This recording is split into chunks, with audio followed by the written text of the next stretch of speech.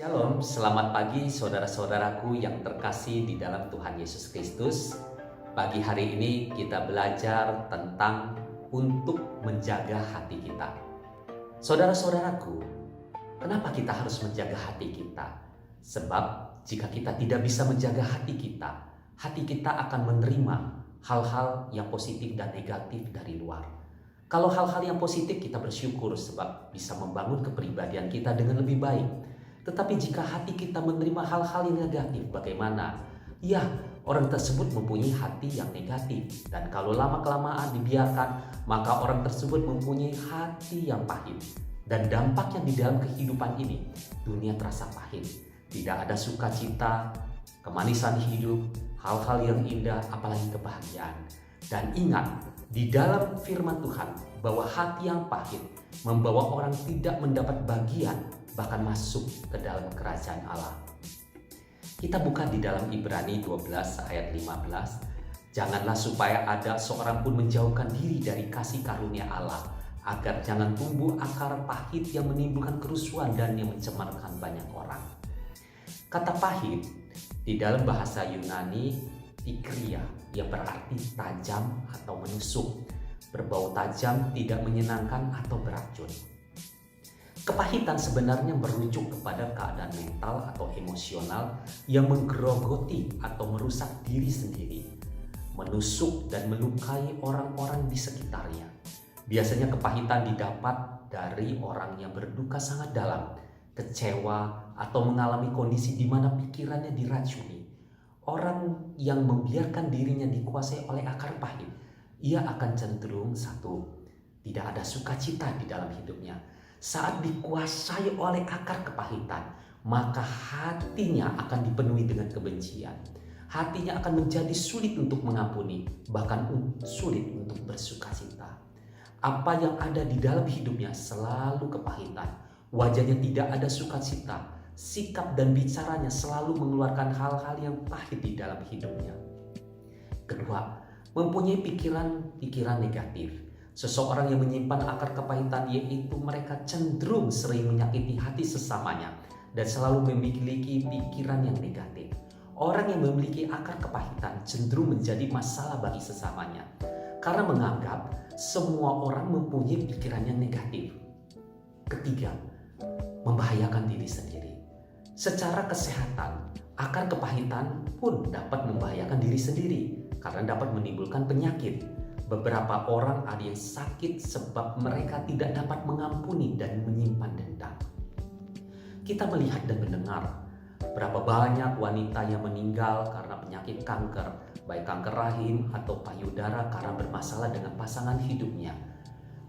Ada sebuah kesaksian di mana ada seorang pelayan Tuhan yang mengalami sakit yang berat dan dioperasi hampir meninggal. Ketika operasi sedang berlangsung, rohnya meninggalkan tubuhnya dan ia bisa melihat tubuhnya sendiri yang sedang dioperasi. Sambil ia bersandar di dinding, mulanya ia tidak menyadari bahwa yang sedang dioperasi itu adalah dirinya sendiri. Sampai ia melihat wajahnya orang itu yang ternyata adalah dirinya sendiri. Sempat ia melihat bahwa dokter yang sedang mengoperasi dirinya mengangkat tangan, tanda menyerah, dan operasinya gagal. Pada saat itu dinding di depannya hancur dan muncullah satu lubang yang panjang dan gelap serta suara gaduh. Tampak malaikat maut yang memakai pakaian hitam dengan muka yang menakutkan berjalan ke arah tubuhnya yang sedang di meja operasi tersebut.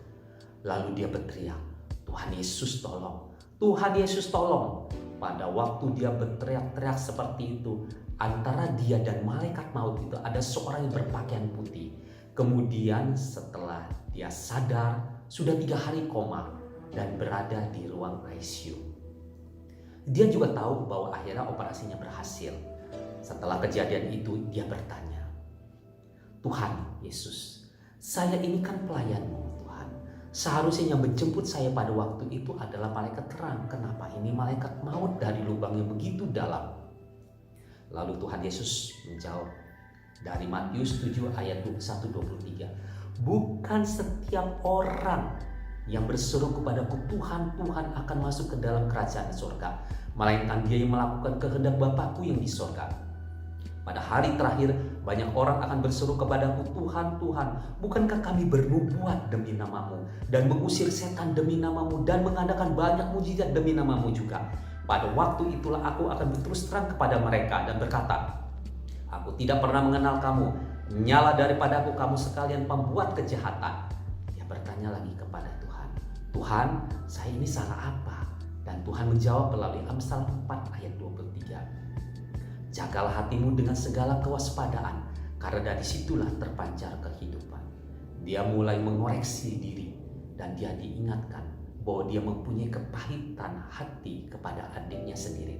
Karena adiknya selalu memfitnah dia di depan papahnya. Dia tidak menyadari akan hal itu. Karena setiap kali bertemu dengan adiknya, dia kelihatan baik-baik saja. Tetapi apa yang ada di dalam hatinya memang tidak ada seorang pun yang tahu kecuali Tuhan dan dirinya sendiri.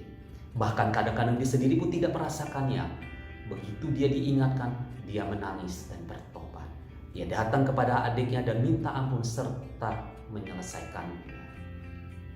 Saudara-saudaraku di dalam Tuhan Yesus Kristus, sebenarnya kepahitan adalah perasaan sinis, kesal, dan sebel yang menghasilkan rasa kebencian terhadap orang lain.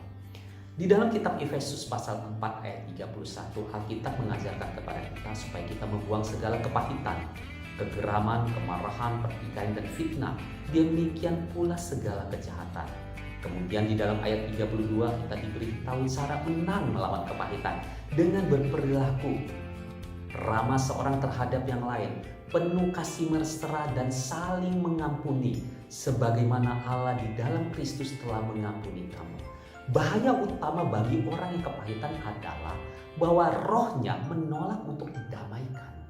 Orang kepahitan pada umumnya sakit hati, sinis, kasar, dingin, kebencian, dan pokoknya tidak menyenangkan, baik perilaku dan tutur katanya, sebab perilaku dan tutur katanya mengeluarkan hal-hal yang pahit atau negatif. Ekspresi, sifat-sifat ini adalah dosa terhadap Allah. Semuanya bersikap kedagingan dan tidak berasal dari Tuhan, seperti tertulis di dalam kitab Galatia 5 ayat 19 ayat 21. Kita harus waspada supaya akar yang pahit tidak tumbuh dalam hati kita, karena akar semacam itu mengakibatkan kita kehilangan kasih karunia Allah. Allah berkehendak supaya umatnya hidup di dalam kasih sukacita, damai dan kekudusan, bukan kepahitan. Oleh karena itu orang percaya harus selalu berjaga-jaga supaya tidak menjadi pahit, mau mengampuni dan membuat hati kita dipenuhi dengan kelegaan dan sukacita, sehingga tidak akan ada akar kepahitan di dalam hidup kita. Akar kepahitan dapat menghalangi doa kita kepada Tuhan, sebab saat kita berdoa kepada Tuhan, kita harus terlebih dahulu membereskan hati kita dari dendam atau rasa sakit. Di dalam Matius 5 ayat 24, tinggalkanlah persembahanmu di depan mezbah itu dan pergilah berdamai dahulu dengan saudaramu, lalu kembali untuk mempersembahkan persembahanmu itu. Selain itu, dendam yang kita simpan juga akan menghalangi turunnya berkat Tuhan. Hiduplah di dalam kasih supaya berkatnya senantiasa tercurah. Dalam hidup ini kita tidak boleh sampai menyimpan akar kepahitan. Oleh sebab itu, ketika mulai ada rasa sakit hati, harus cepat diselesaikan agar tidak menjadi akar yang pahit. Tuhan rindu kita senantiasa hidup di dalam kasih dan pengampunan, sehingga hati kita senantiasa bersuka cita. Jika kita sulit mengampuni, mintalah kekuatan dari Tuhan supaya memampukan kita mengampuni sesama. Izinkanlah Roh Kudus untuk melembutkan hati kita sehingga kita dapat terhindar dari akar kepahitan. Jadilah seorang pribadi yang selalu dapat mengampuni, dan mulai hari ini bebaskanlah diri kita dari akar kepahitan. Mari kita hidup di dalam sukacitanya Tuhan. Amin. Tuhan Yesus memberkati.